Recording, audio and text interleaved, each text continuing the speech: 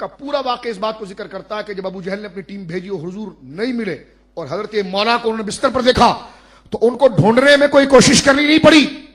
वो परेशान नहीं हुए। उन्होंने कहा क्या हुआ? लोगों ने कहा नबी अपने घर में नहीं है। कहा अबू बकर के घर चलो, नबी अपने घर नहीं तो फिर वहां होगा। तो काफिर को भी ये पता है, काफिर को भी ये पता है कि नबी अगर अपने घर में नहीं है तो फिर अबू बकर के घर में होगा। यह नाम निहाद उनसे भी बदतर है।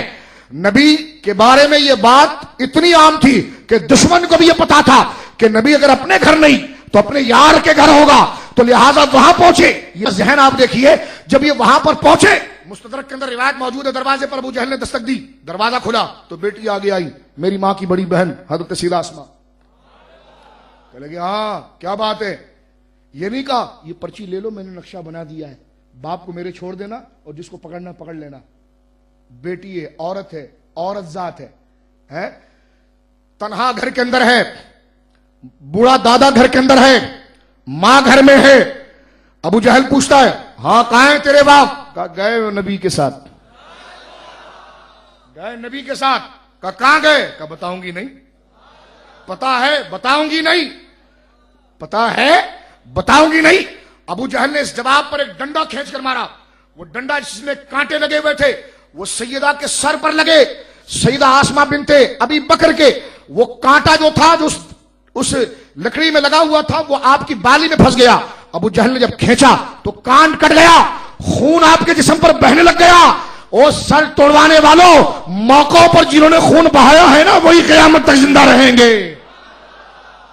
अभी फड़वाने का फायदा नहीं रहा, इसलिए कि जिन्होंने मौके पर खून दिया। अंदर से जब चीख निकली तो दादा की आवाज आई, अबू कुहफा की, क्या हुआ?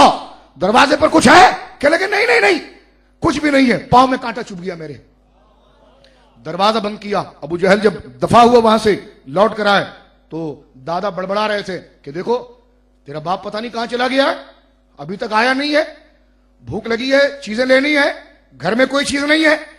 कहीं दादा चीखो पुकार में ज्यादा न बढ़ जाए और कोई बात मजीद इम्तिहान की ना हो जाए, उनसे भी छुपाया। फौरन दौड़कर सहन में गई, मटके से पानी गिराया, मटके को तोड़ा, तोड़कर उसकी टिकरियां जो बन गई उसको बनाकर खराश कर सिक्के की सूरत बनाई और अपनी चादर में लाकर नाबीना दादा के सामने रखी और उसका हाथ रखकर बताया क्या फिक्र है, बाप इतना पैसा देकर गया है, फिक्र करने की जरूरत नहीं, घर चलता रहेगा। और आप देखिए तारीख में मौजूद है, खातून गारे सौर बड़े बड़े मर्द बोल जाते हैं, बड़े बड़े मर्द, कई सौ उसकी सीढ़ियां हैं, बल्कि हजारों से भी ज्यादा है। 1, 2 हजार, 3, 4 हजार से ज्यादा उसकी सीढ़ी स्टेप है सिर्फ। इतना बड़ा पहाड़ जिस पर एक बंदा चढ़े तो उसका शौक मोहब्बत पूरा हो जाए, दोबारा वो ना जाए। सैयदा आसमा बिनते अबी बकर, गारे सौर पर जाने वालों को मैं कहता हूं कि तुम जा रहे हो हाजियों, मजबूत जूते पहनकर, मजबूत आसाब वाले हो, पेट भरकर, पूरी नींद कर। वो खातून रात की जागी थी, औरत जात थी, पांव में जूते नहीं थे कि कहीं निशानबाजी ना हो जाए जूतों के। एड़िया और तलवों को, एड़िया और करवटों को लगाते हुए बकरियों को लेकर सुबह सवेरे अंधेरे के अंदर आसमा बिनती अबी बकर उन बकरियों को लेकर गारे सौर, उस सौर की चोटी पर पहुंचती है और रसूलुल्लाह की खिदमत के अंदर बकरी का ताजा दूध पेश करती है। ये बेटी है, ये सिद्दीक अकबर की बोलो बेटी है, ये इखलास है, ये बेटी है सैयदना सिद्दीक अकबर की। और फिर सरकार दो आलम सल्लल्लाहु अलैहि वसल्लम को पेश करती हैं और लौट कर आ जाती हैं। 3 दिन क़याम हुआ, 3 दिन ये किया, 3 दिन क़याम हुआ। जिस तरह मेरी मां सैयदा खतीजा मेरे आका की खिदमत के लिए गारे हिरा में खाना ले जाती थी ना, गारे हिरा भी अगर कोई जबले नूर चढ़े तो मैं मान जाऊं उसको कहूं घुटनों पर हाथ नहीं लगाना, सीधा सीधा चढ़ना, पता चल जाए। मेरी मां सुबह भी जाती थी, शाम भी जाती थी। और मेरी मां की खैरात सैयदना अबू बकर की बेटी को मिलती है। ये सौर उससे भी लंबा पहाड़ है, उससे भी ऊंचा है, उससे ज्यादा मुश्किल है गिर जाने का और उससे हादसे का शिकार होने का, उसके मुकाबले में 100% ज्यादा खतरा है। लेकिन ये खातून जो है सुबह भी जा रही है, शाम भी जा रही है, थकती नहीं है, इसलिए कि पांव थकते हैं, इश्क जवान है। ईमान मजबूत है। ये सैयदना अबू बकर सिद्दीक रज़ी अल्लाह तआला अन्हु का ये घराना है। सैयदा अस्मा बिन्त अबी बकर रज़ी अल्लाह तआला अन्हा का ये जज्बा है। और इसमें से सबसे कीमती बात सुनने की वो ये है कि हजरत अबू बकर के गुलाम है आमिर बिन फहीरा।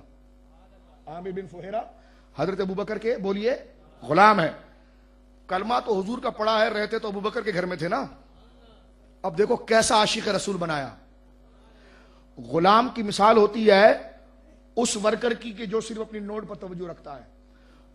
गुलाम आका के साथ कभी खुश नहीं होता, या तो आका का मिजाज अपना लेगा एक, या फिर उसको छोड़कर दूसरे के पास पहुंचेगा।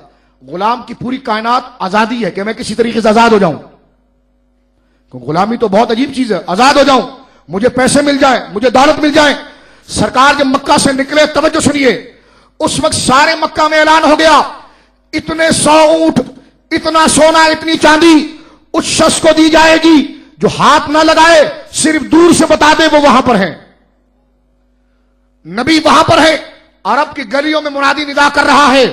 मेरे दोस्तों, मैं ये कहता हूं, हम सब यहां पर बैठे हुए हैं, अल्लाह अकबर, अगर हमारा दुश्मन हमारे करीबी दोस्त को यह कहे